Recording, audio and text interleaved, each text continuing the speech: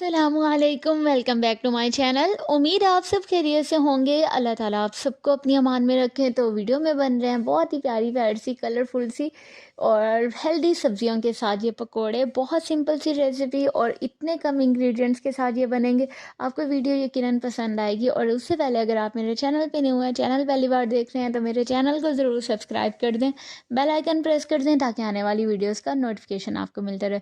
और मेरे चैनल पे आपको क्विक और हेल्दी रेसिपीज़ मिल जाएंगी, तो देखते रहें मेरे चैनल को। बिस्मिल्लाहिर्रहमानिर्रहीम। सबसे पहले मैंने ले लिया ये पालक, और पालक को धो लिया है और फिर काट लिया। और उसके बाद ये एक अदद प्याज है और आलू है।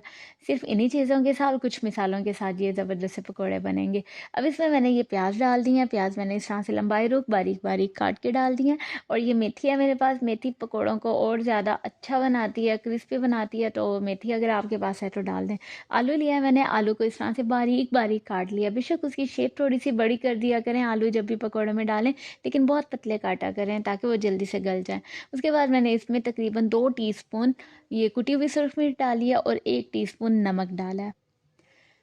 मिसाले सिर्फ ये 2 डालें। और उसके बाद मैं इसमें धनिया डाल रही हूँ। ये साबुत सूखा धनिया है, जिसे इस तरह से हाथ पे आपने डाल लेना, फिर थोड़ा सा ऐसे दोनों हथेलियों के साथ रगड़ लेना है और इस तरह से इसमें डालना है ताकि साबुत साबुत सा नज़र भी आए और ये जब खाया जाता है तो बहुत अच्छा लगता है। अब इसमें मैंने बेसन डाल दिया। सबसे अहम चीज़, बेसन को छान लेने के बाद मैंने इसमें डाला है और 1 कप बेसन डाला है, ज़्यादा नहीं डाला। अब इसे बहुत अच्छे से मिक्स कर लेना है। और क्योंकि सब्जियां खुद अपना पानी छोड़ देती हैं, तो उसी पानी में ही ये ज़्यादातर बन जाएगा इसका मिक्सचर।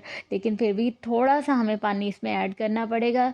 तो इसमें तकरीबन मैंने आधे कप से भी थोड़ा पानी डाला है, क्योंकि सब्जियां पानी खुद छोड़ देती हैं आपके। और अब मैंने इसमें चाट मसाला डाल दिया, नमक, मिर्च और सूखा धनिया और चाट मसाला। बस यही 4 मसाले डाले हैं और 3 से 4 इसमें सब्जियां हैं। तो बहुत कम इंग्रेडिएंट्स के साथ ये पकोड़ों का मिक्सचर तैयार है। अब मैंने एक कढ़ाई में ऑयल ले लिया। ऑयल को गर्म होते ही मैंने इस तरह से इसमें पकोड़े डाल दिए और उन्हें इस तरह से फ्राई कर लेना है। बहुत सिंपल, बहुत जल्दी बन जाने वाली ये रेसिपी।